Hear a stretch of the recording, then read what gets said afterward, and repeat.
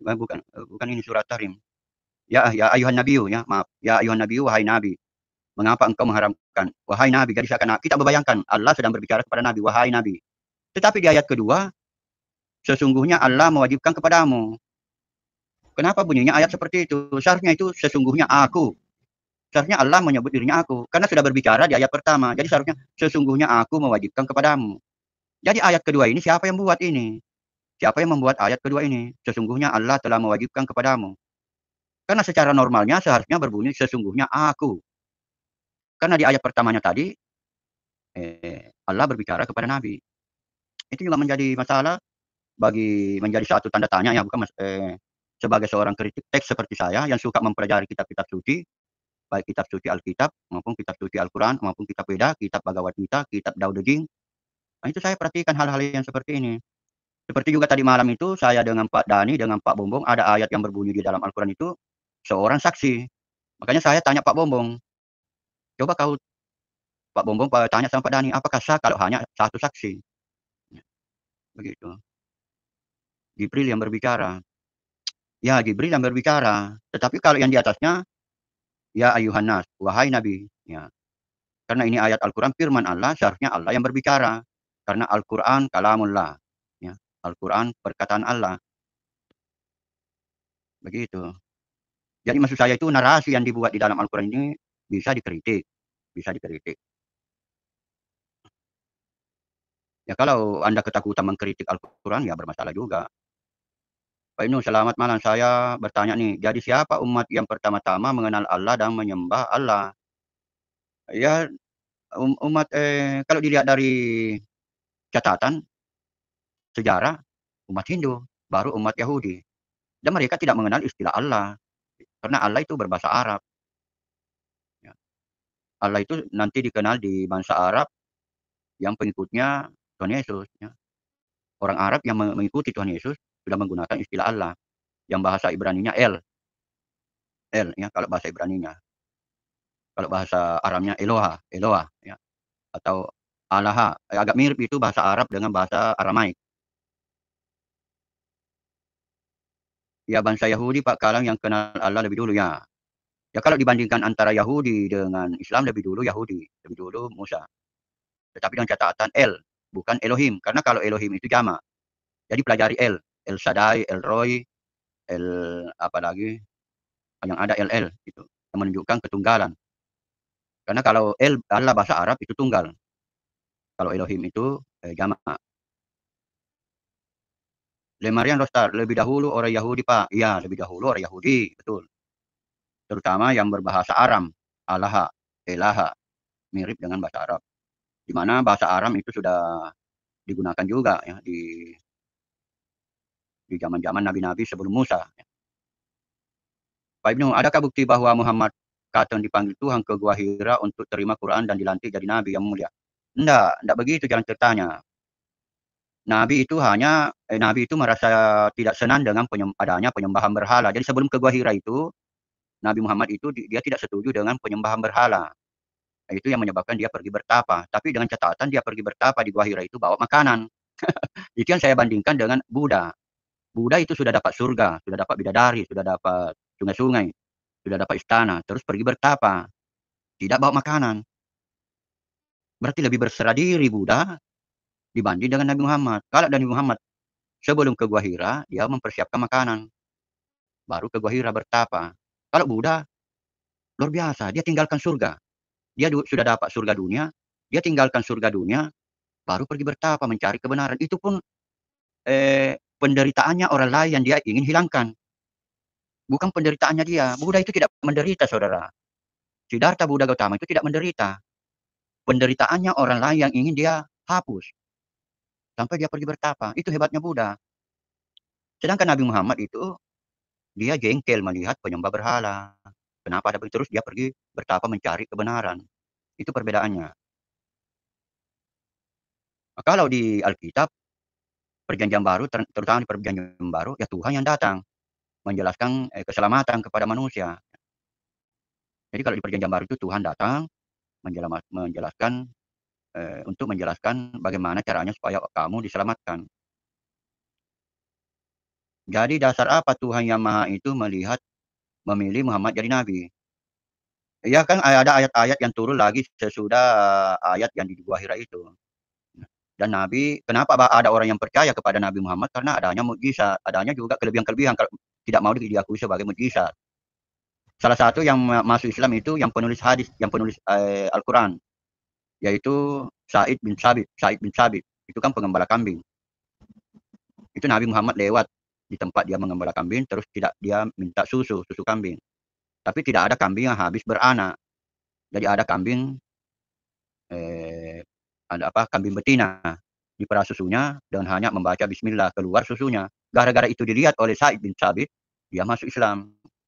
Jadi ada kelebihan-kelebihan yang dilihat oleh orang Arab kepada Nabi Muhammad sehingga dia percaya bahwa itu nabi. Begitu. Dan masih ada lagi kelebihan-kelebihan Nabi Muhammad itu tidak terlalu menonjol kayak Nabi Musa atau kayak Tuhan Yesus. Misalnya kalau Tuhan Yesus kan menyembuhkan orang, membangkitkan orang mati. Tidak seperti itu. Nabi Muhammad itu yang sederhana-sederhana saja, tetapi dipercaya orang. Karena adanya kelebihan-kelebihan yang sederhana itu, akhirnya orang mempercaya bahwa dia nabi. Kalau tidak ada buktinya, tidak ada orang mempercaya. Maaf Pak Ibnu Kalam, berdasarkan video channel Sunnah Nabi, apakah Muhammad masih layak bergelar nabi? Iya, masih layak bergelar nabi. Sekalipun karakternya seperti itu.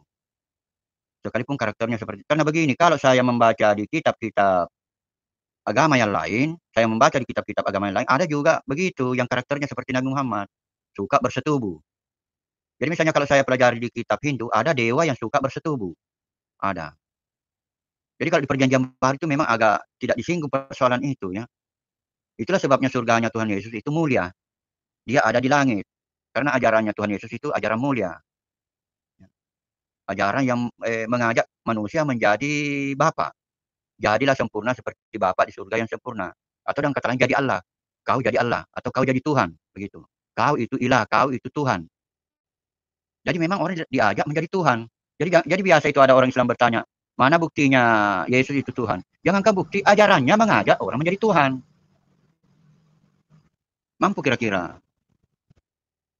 Dan itu justru diamalkan oleh teolog Islam. Itulah sebabnya ada teolog Islam yang mengakui dirinya Allah. Aku ini Allah. Karena ajarannya Tuhan Yesus yang dia pelajari. Begitu.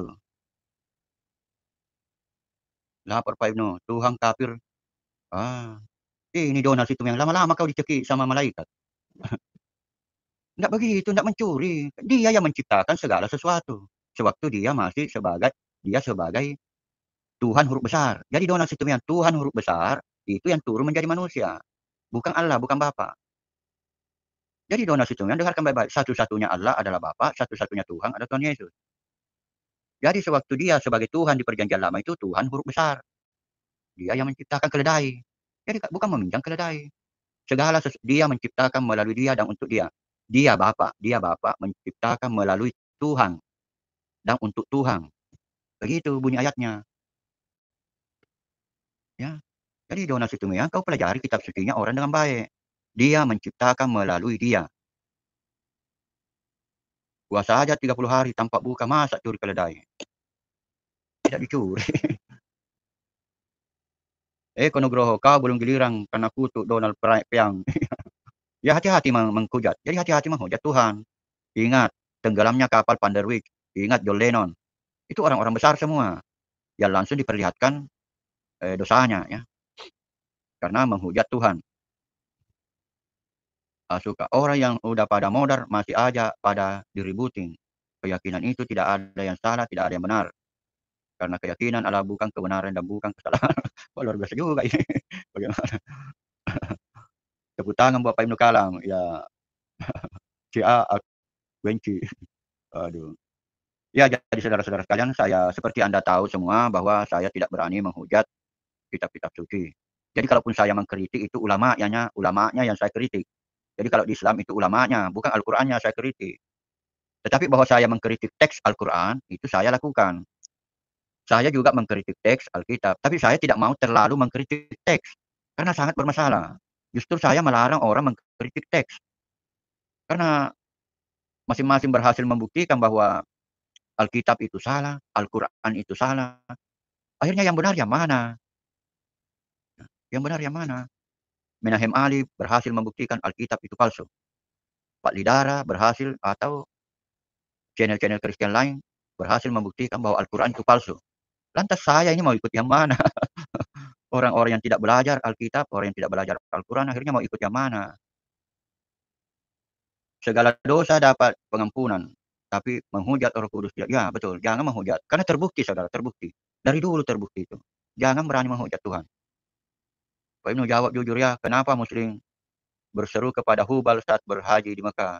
Berseru kepada, bukan berseru kepada Hubal, berseru kepada Allah.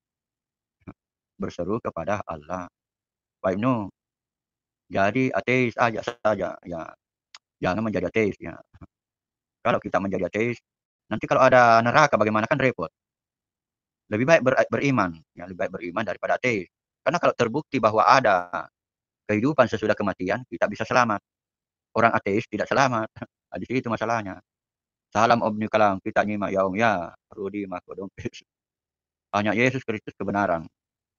Ya, hanya melalui Tuhan Yesus orang bisa sampai kepada Bapa dan itu betul, saudara. Ya. Jadi kalau orang Islam itu tidak sampai ke Bapa, umatnya Nabi Muhammad itu tidak sampai ke Bapa. Umatnya Nabi Muhammad itu di dunia masih disuruh bertani, masih disuruh berkebun, begitu.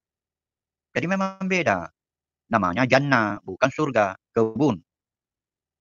Ya, jadi orang Islam itu dijanjikan kebun, jannah, sungai-sungai dijanjikan eh, buah-buahan, dijanjikan bidadari, begitu. Sesungguhnya Allah Maha Kuasa atau sesungguhnya aku Maha Kuasa. Sesungguhnya Allah Maha Kuasa. Jadi saudara-saudaraku sekalian, kalau Islam ke Kristen beruntung. Yang rugi itu kalau Kristen ke Islam bermasalah. Janji palsu tapi bohong. Ndaklah, ndak bohong. Karena karena kalau menurut Buddha, kalau kita berpikiran positif sekarang, nanti kita dapat positif juga. Itu Buddha mengajarkan begitu. Kalau kita berbuat baik sekarang, nanti juga kita dapatkan kebaikan.